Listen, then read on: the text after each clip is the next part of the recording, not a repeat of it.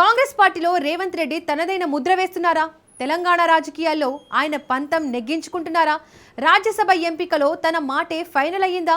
ఎందరో సీనియర్ నేతలు, పాత కాంగ్రెస్ నాయకులు ఆశలు పెట్టుకున్నా చివరకు తనకు అత్యంత సన్నిహితుడైన వేం నరేందర్ రెడ్డికి రాజ్యసభ టికెట్ ఇప్పించుకోవడం వెనుక ఉన్న రాజకీయ వ్యూహం ఏంటి? ఇప్పటి వరకు ఏఐసీసీతో గ్యాప్ ఉందన్న ప్రచారాలకు ఫుల్ స్టాప్ పడ్డట్టేనా? ఇప్పుడు జాతీయ నాయకత్వంతో తన బంధాన్ని మరింత బలపరుచుకున్నారా? ఒక రాజ్యసభను ఏఐసీసీకి చెందిన అభిషేక్ మను సింఘ్వికి, మరో రాజ్యసభను తనకు నమ్మకమైన నేతకు ఇప్పించుకోవడం వెనుక ఉన్న అసలు రాజకీయ లెక్కలేంటి? ఇటు పార్టీ అటు ప్రభుత్వం మీద రేవంత్ గట్టి పట్టు సాధించారా? ఇంతకీ పార్టీ వర్గాల్లో ఎలాంటి చర్చ జరుగుతోంది? Let's watch.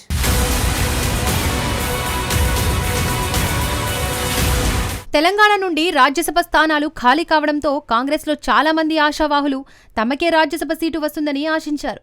పార్టీకి దశాబ్దాలుగా సేవలందించిన సీనియర్ నేతలు, వివిధ సామాజిక వర్గాలకు చెందిన నాయకులు, ఎన్నికల్లో పార్టీ కోసం పనిచేసిన ఆశావాహులు ఇలా చాలా మంది తమ పేరు పరిశీలనలో ఉందని భావించారు. విహెచ్ వినయ్ కుమార్, దొమ్మాటి సాంబయ్య, సంపత్ కుమార్, బెల్లయ్య నాయక్, చల్ల వంశీచందర్ రెడ్డి, జీవన్ రెడ్డి, జట్టి కుసుమకుమార్ వంటి పలువురు నేతలు రాజ్యసభపై గంపెడ ఆశలు పెట్టుకున్నారు. అందుకే ఈసారి రాజ్యసభ సీటు ఎంపిక ప్రక్రియపై పార్టీ వర్గాల్లో భారీ ఆసక్తి కనిపించింది. ఏకంగా రాజ్యసభకు 16 మంది నేతలు పోటీ పడుతున్నారని పీసీసీ అధ్యక్షుడు మహేష్ కుమార్ గౌడ్ చెప్పుకొచ్చారు. దీంతో ఆశావాహులు తమకే వస్తుందని ఎవరి అంచనాలు వాళ్లు వేసుకున్నారు. అయితే అధిష్టానం మాత్రం వారి ఆశలపై నీళ్లు చల్లింది.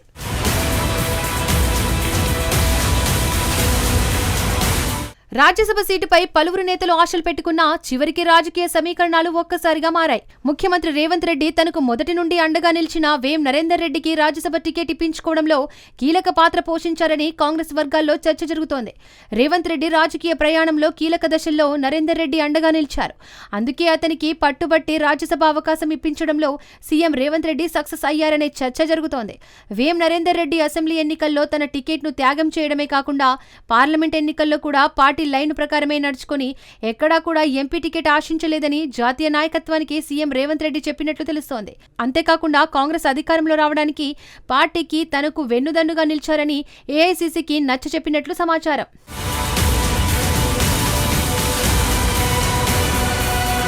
గతంలో ఏఐసీసీతో రేవంత్ రెడ్డికి గ్యాప్ ఉందన్న ప్రచారాలు కూడా వినిపించాయి.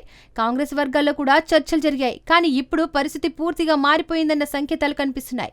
తెలంగాణలో కాంగ్రెస్ అధికారంలోకి వచ్చిన తర్వాత పార్టీ మరియు ప్రభుత్వ వ్యవహారాల్లో రేవంత్ రెడ్డి పాత్ర మరింత బలపడిందని చెబుతున్నారు.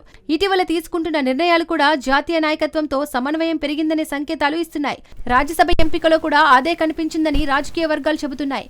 ఒకవైపు జాతీయ నాయకత్వానికి చెందిన ప్రముఖ న్యాయవాది అభిషేక్ మను సింఘ్వికి ఒక రాజ్యసభ స్థానాన్ని కేటాయిస్తే మరోవైపు సీఎం అభిప్రాయానికి ప్రాధాన్యం ఇచ్చినట్లు తెలుస్తోంది. ఇది కేవలం ఒక నియామకం మాత్రమే కాదు, కాంగ్రెస్లో సీఎం రేవంత్ రెడ్డి ప్రభావం పెరుగుతుందన్న సంకేతంగా కూడా కొందరు విశ్లేషిస్తున్నారు. పార్టీ ప్రభుత్వ వ్యవహారాల్లో ఒకేసారి పట్టును పెంచుకోవాలని ఆయన ప్రయత్నిస్తున్నారని రాజకీయ విశ్లేషకుల్లో కూడా చర్చ జరుగుతోంది. అయితే ఈ ప్రక్రియలో కొంత అసంతృప్తి కూడా కనిపిస్తోంది. రాజ్యసభపై భారీ ఆశలు పెట్టుకున్న సీనియర్ నేత విహెచ్ వంటి నాయకులు టికెట్ దక్కకపోవడంతో నిరాశ చెందుతున్నారని పార్టీ వర్గాల్లో చర్చ జరుగుతోంది. కానీ మొత్తం ప్రక్రియను పరిశీలిస్తే చివరి నిర్ణయంలో సీఎం ప్రభావం స్పష్టంగా కనిపించిందన్న అభిప్రాయం బలపడుతోంది. గతంలో విజయశాంతిని ఎమ్మెల్సీగా నియామకం చేసినప్పుడు ముఖ్యమంత్రి రేవంత్ రెడ్డితో విభేదించి ఏకంగా ఏఐసీసీ నిర్ణయం తీసుకొని ఆమెకు అవకాశం కల్పించింది. కానీ అప్పటికి ఇప్పటికీ పరిస్థితులు మారాయనే చర్చ పార్టీ వర్గాల్లో బలంగా వినిపిస్తోంది. ఇప్పుడు రేవంత్ రెడ్డి నాయకత్వం పైన పూర్తి విశ్వాసాన్ని జాతీయ నాయకత్వం వ్యక్తం చేస్తుందని గాంధీభవన్ వర్గాల్లో కూడా చర్చ మొదలైంది. అందుకే ఏఐసీసీ దృష్టిలో పలువురి పేర్లు ఉన్నా చివరికి ముఖ్యమంత్రి రేవంత్ రెడ్డి చెప్పిన పేరునే ఫైనల్ చేసిందనే చర్చ పార్టీ వర్గాల్లో జోరుగా వినిపిస్తోంది.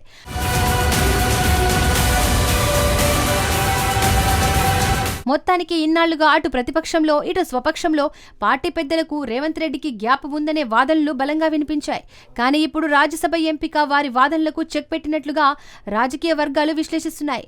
మరి రానున్న రోజుల్లో కూడా రేవంత్ రెడ్డి అభిప్రాయాలను పార్టీ పెద్దలు సానుకూలంగా స్వీకరిస్తారా లేదా అనేది వేచి చూడాల్సిందే.